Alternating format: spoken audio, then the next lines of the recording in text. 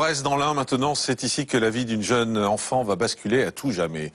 Le samedi 30 septembre, Stéphanie part de chez elle vers 11h15 pour aller récupérer sa petite sœur et son petit frère à l'école. Mais sur le coup de midi, c'est l'oncle maternel de Stéphanie qui arrive finalement au domicile parental avec ses deux neveux. Il explique que Stéphanie n'est jamais venue les chercher. Ses parents sont alors pris de panique et son père arpente les rues en voiture à sa recherche. Et après quelques minutes, il retrouve enfin Stéphanie, mais sa fille est terrorisée et grièvement blessée. La jeune femme présente d'importants saignements qui nécessitent une hospitalisation immédiate qui durera 4 jours. Une fois en mesure d'être attendue, la petite Stéphanie explique aux enquêteurs qu'elle a été violée par un inconnu sur le chemin de l'école. Elle décrit vaguement son agresseur et des prélèvements sont effectués, mais si de l'ADN est bien retrouvé, les gendarmes ne parviennent pas à identifier à qui il appartient. En 1994, un non-lieu est prononcé, mais en 1998, grâce à la création du fichier national automatisé des empreintes génétiques, l'espoir renaît.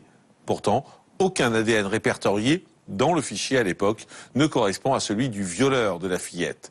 Et ce n'est que 18 ans après les faits qu'un ADN match enfin avec celui de l'agresseur de Stéphanie. Et il s'agit de Bruno, un chauffeur-livreur de 45 ans et père de famille. Et pourtant, en fouillant dans le passé de cet homme, les enquêteurs vont tomber des nues. Mais en fouillant dans son passé, les gendarmes ne vont pas tarder à s'apercevoir que derrière cette image de bon père de famille, l'homme cache en réalité un côté sombre. On va découvrir ce qu'on ne savait pas, qu'il a été condamné par la Cour d'assises de Genève en 88 pour des faits d'agression sexuelle sur 11 mineurs, sur des âges qui vont de 6 à 14 ans. Plus inquiétant encore, les enquêteurs découvrent que Bruno est en cavale depuis 19 ans. Il s'est évadé dans l'année de sa condamnation, d'une façon totalement inexplicable pour nous, en ayant demandé une permission de sortie, et on ne va plus le revoir au centre de détention. Il est écroué en Suisse. Grâce à un raté de la justice suisse, l'homme de 45 ans s'en sort alors avec une incroyable facilité.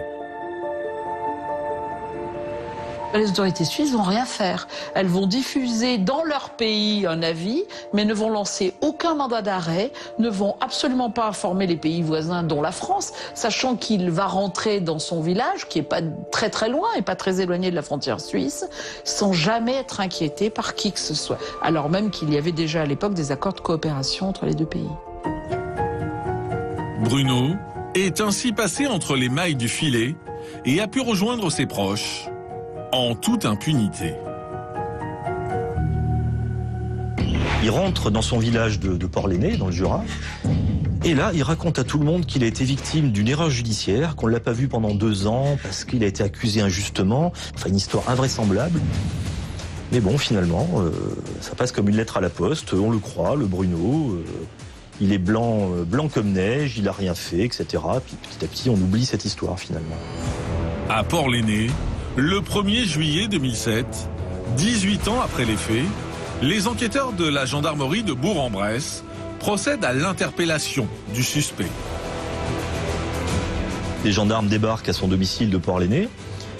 Quand Bruno ouvre la porte et qu'on l'informe du pourquoi on vient l'arrêter, quand même l'agression d'une fillette en 1989, il semble pas si surpris que ça, il a l'air de chercher un peu dans ses souvenirs.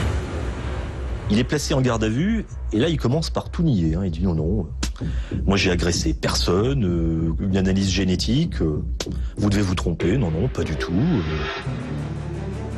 Mais confronté aux preuves irréfutables, recueillies à son encontre, l'homme de 45 ans ne peut plus nier l'évidence. Lorsque notamment on va lui opposer des prélèvements spermatiques et l'ADN issu de ces prélèvements spermatiques, notamment sur la culotte de Stéphanie, il va reconnaître l'agression sexuelle. Mais il va s'arc-bouter sur une tentative de viol, même pas reconnue, puisque pour lui, il n'y a eu qu'agression sexuelle, il n'y a pas eu de pénétration ou de tentative de pénétration. Et il ne va pas reconnaître non plus la tentative d'étranglement. Les enquêteurs décident alors de convoquer Stéphanie à la gendarmerie pour qu'elle identifie son agresseur. Pour lui présenter des photographies d'un homme qui a 18 ans de plus, lui aussi, que la date des faits qu'il a commise. Et elle va dire qu'elle ne le reconnaît pas trop, mais que par contre, à coup sûr, ce qu'elle reconnaît, c'est son regard.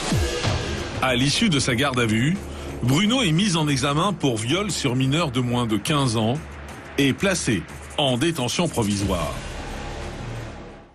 Retour en direct sur le plateau de la quotidienne de Crimes et Faits divers. Maître Agnès Bloise, bonjour. Bonjour. Merci d'être en direct avec nous. Vous êtes l'avocate de celle qui était une petite fille à l'époque, une femme aujourd'hui, qui est Stéphanie.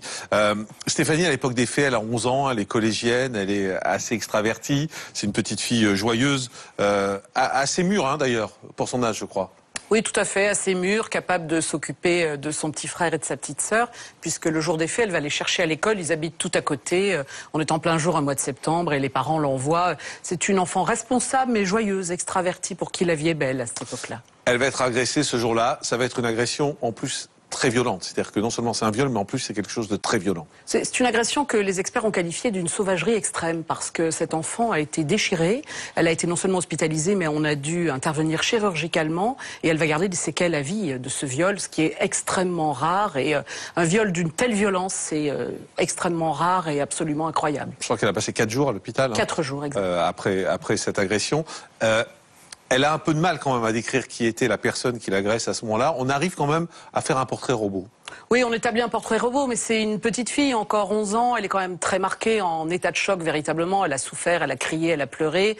Et les détails qu'elle va donner sont parcellaires. Ça ne permettra pas, à ce moment-là, au moment des faits, l'identification de l'auteur, ni même l'identification de la voiture, puisqu'elle va parler d'une voiture rouge. Et il s'avérera après que la voiture, c'est l'intérieur qui était rouge et non pas la voiture elle-même. On l'entendait, elle parle du regard. Oui.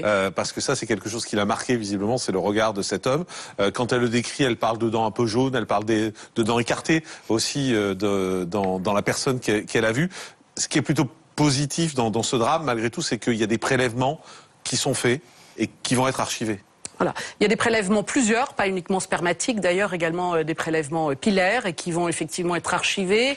Et on doit au travail du parquet du tribunal de Bourg-en-Bresse d'avoir su à la fois les conserver et à chaque fois reprogrammer selon les différentes évolutions des fichiers ADN, les avoir reprogrammés pour qu'on puisse les réutiliser au fil du temps, parce qu'entre-temps les nomenclatures ont changé et c'est grâce à ce travail qu'on va pouvoir un jour l'identifier. Alors elle décrit un homme de 35 à 45 ans, un homme qui fait à peu près 1m80.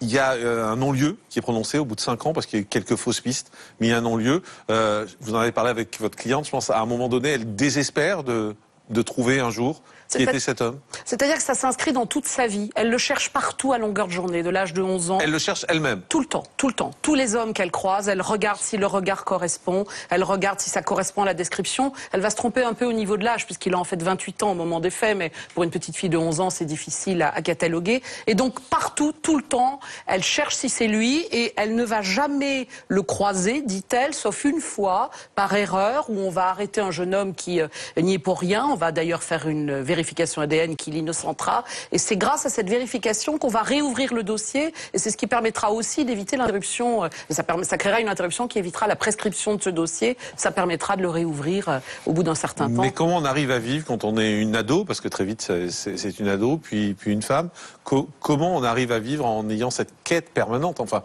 ça bouleverse déjà un viol, ça bouleverse une vie, mais quand en plus je pense qu'il y a cette quête permanente de regarder le visage de chaque homme qu'elle croise en se disant est-ce que c'est lui?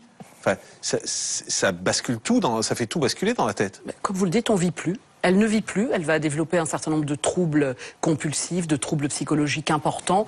Toute sa vie, celle de ses parents, celle de son frère et de sa sœur, va être irrémédiablement et définitivement bouleversée. Je ne suis pas persuadée que le procès ait permis véritablement complètement d'en sortir. Ça continue encore aujourd'hui. La vie complètement est bouleversée parce que tout est centré sur ce qu'elle a vécu, le phénomène de culpabilisation que les parents, à tort d'ailleurs, vont ressentir, le frère et la sœur aussi, puisqu'elle venait les chercher. Et toute la vie de tout le monde devient centrée uniquement sur cette quête. Où est-il? Qui est-il? Est-ce qu'on va l'arrêter un jour? Mais elle pourrait aussi, et ça n'a pas été sa démarche, elle pourrait aussi se dire, non pas j'ai oublié parce que ça ne s'oublie pas, mais en tout cas, on ne le retrouvera jamais, j'en suis sûr. Non, elle, dans sa tête, c'était, on va le retrouver. On va le retrouver un jour. On ne sait pas quand. C'est ça. Ça arrivera un jour, au fil du temps, on se désespère, hein, parce que beaucoup de temps est passé, hein, 18 ans c'est énorme, la vie passe, la vie continue, elle devient une jeune femme, puis une femme au moment où il est arrêté, mais un jour on l'aura, un jour on le trouvera, il faut qu'un jour on le trouve, et c'est pour ça qu'elle continue de regarder dans les rues, chaque fois qu'elle se déplace, pour voir si elle arrive à identifier ce regard qui l'a marqué définitivement. Alors il y a un élément très fort, et d'ailleurs ça fait avancer beaucoup d'enquêtes à partir de ce moment-là, c'est en 98 la création du fichier avec les d'empreintes génétiques, où on rentre à ce moment-là toutes ces empreintes génétiques et puis on essaie de voir. On a très vite comparé, essayé de trouver si quelque chose correspondait avec votre cliente. Oui, dès le départ, dès que les empreintes sont inscrites au FNAEG, ce fameux fichier créé, on essaie de retrouver, mais il n'est pas fiché, on ne matche pas. Il n'est pas là à ce moment-là. Il n'est pas là, on ne le connaît pas, il est inconnu, il a refait sa vie en toute tranquillité, il n'a pas commis de fait qui soit de nature à faire en sorte qu'on prélève son ADN, et donc on n'arrive pas à le trouver, ça ne marche pas. Les investigations ont été faites dès 98 en vain. Et c'est en 2007, donc que là, à ce moment-là, ça match un peu par hasard. Oui, par hasard. Enfin, c'est la seule maladresse qu'il a commise, je crois qu'on peut le dire, Bruno Favre, c'est-à-dire qu'il va être impliqué dans une affaire quand même assez désagréable, puisqu'il va frapper une octogénaire qui est une de ses voisines, qui lui aurait fait une queue de poisson. Comme il va la frapper assez violemment, il va donc subir une peine pour laquelle son empreinte ADN est relevée. On l'entre dans le fichier, et là, on est fin mai 2007, ça match immédiatement. Ça y est, on l'a retrouvé. 18 ans après, on est sûr. Elle est prévenue comment, Stéphanie? Par téléphone. On prévient le père, c'est les autorités, les services de gendarmerie ont d'abord prévenu le papa parce qu'ils se sont dit que ça devait être compliqué de pouvoir le lui annoncer comme ça. C'est le papa qui prévient Stéphanie et elle l'apprend comme ça par téléphone. Elle est pleine d'espoir mais en même temps pleine de crainte. Est-ce que c'est vraiment lui? Est-ce qu'il va pas passer à travers les mailles du filet? Le temps écoulé va-t-il lui profiter? Elle se pose des tas de questions. Je crois à la fois que c'est la fin d'une longue recherche mais en même temps aussi la réactivation de souffrances, de souvenirs, ce que les experts appellent les reviviscences, et pour elle c'est extrêmement douloureux, extrêmement compliqué. Et elle comprend qu'elle va enfin s'inscrire dans un processus judiciaire, mais qu'elle va redevenir à nouveau la victime dont on va parler et qu'elle va être au centre des questions qui vont être posées. Et surtout, on va enquêter un peu sur cet homme, on va s'apercevoir qu'il y a un passé, que cet homme a un passé du même genre. Il a un passé incroyable. Il a été condamné 2 ans avant le viol de Stéphanie pour 16 attentats à la pudeur, on dit les Suisses, alors qu'il s'agissait bien de viol et d'agression sexuelle sur donc 16 jeunes, avec le même mode opératoire d'ailleurs que pour Stéphanie, enlèvement en voiture, sur le chemin de l'école, victime violée ou agressée sexuellement dans la voiture, et ramenée après à l'école, parce que ça c'est aussi un processus qui sera toujours le sien. Donc on va constater ça. Il est évadé au regard des autorités suisses, il avait une permission de sortie, il n'est pas revenu. Il est rentré très tranquillement chez lui, comme vous l'avez expliqué tout à l'heure. Et puis, comme on s'étonne que pendant tout ce laps de temps, 89-2007, rien n'ait été commis, on va investiguer, se rendre compte qu'il a également violé la jeune sœur de sa première épouse, décédée, qui a d'ailleurs à peu près le même âge que Stéphanie, violée dans les mêmes conditions, dans la voiture, la même voiture, et avec un espèce de scénario de serial violeur qui est exactement le même. Le 3 juin 2009, le procès de Bruno s'ouvre devant la cour d'assises de l'Ain. Alors moi, je suis assez surpris par ses explications, parce que lui, il parle d'erreur de jeunesse. Oui, c'est comme ça qu'il décrit ça, comme une espèce de contravention, de délit pour lequel on l'embêterait. Il a très mal vécu les conditions d'interpellation. Les gendarmes sont arrivés chez lui le matin à 6 heures, l'ont réveillé, il a refait sa vie pour une deuxième fois avec 2 petites filles.